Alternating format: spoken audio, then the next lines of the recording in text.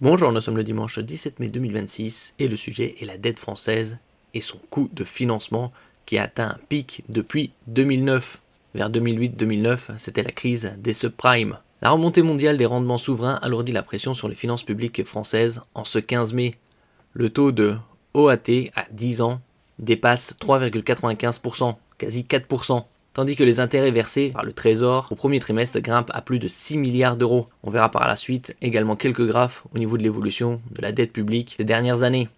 Le rendement de l'emprunt d'État français à 10 ans atteint 3,95%, le 15 mai, quasi 4%, son plus haut niveau depuis juin 2009. Donc ça fait déjà 17 ans. Le montant des intérêts payés par le Trésor bondit de 37% au premier trimestre à plus de 6 milliards d'euros en raison de la hausse des taux. La tension sur les taux mondiaux, exacerbée par l'énergie chère à cause du conflit au Moyen-Orient depuis le samedi 28 février, ça va bientôt faire 3 mois, pèse sur les finances publiques françaises et limite les marges budgétaires du gouvernement. N'oubliez pas de vous abonner pour plus de news nationales, européennes et internationales sur ce monde dans lequel nous vivons. Et donc au premier trimestre, cette combinaison fait bondir de 37% le montant total des intérêts payés par le Trésor à plus de 6 milliards d'euros. La situation contraste fortement avec la période 2019-2020, quand les taux très faibles, parfois négatifs, réduisaient fortement le coût de l'endettement public. Ici on peut voir quelques graphes, par exemple l'évolution sur 10 ans du déficit public. En 2016 c'était moins 3,8, 2018-2019 on était sous les 3%, respectivement moins 2,3, moins 2,4.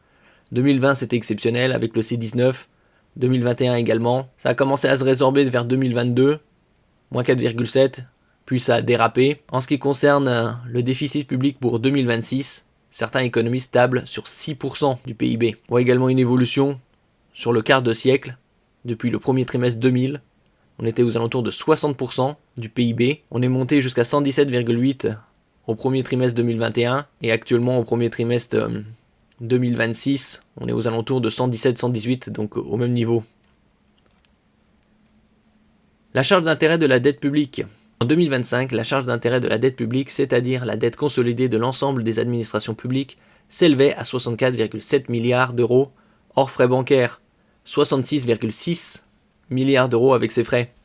En comptabilité nationale, soit 4,1% des recettes publiques, 4,2% avec frais, ou 2,2% du PIB, idem avec frais. On peut voir ici la comparaison internationale, la charge d'intérêt de la dette publique dans l'Union Européenne en 2025 en pourcentage du PIB. Donc la France, un peu plus de 2%, Allemagne, un peu plus de 1%, Italie, presque 4%, Espagne, pas loin de 2,5%, c'était en 2025, les Pays-Bas, aux alentours de 0,7%, Belgique, 2,2%, zone euro, 1,9%, Suède, 0,6%, Pologne, 2,5%, Union Européenne, 1,9. Et ça aussi, c'est l'évolution, on l'avait vu précédemment, avec les derniers chiffres ici sur l'INSEE. Donc le premier trimestre 2021, 117,8% du PIB. Et là, troisième trimestre 2025, 117,4%. Merci pour votre écoute et à la prochaine.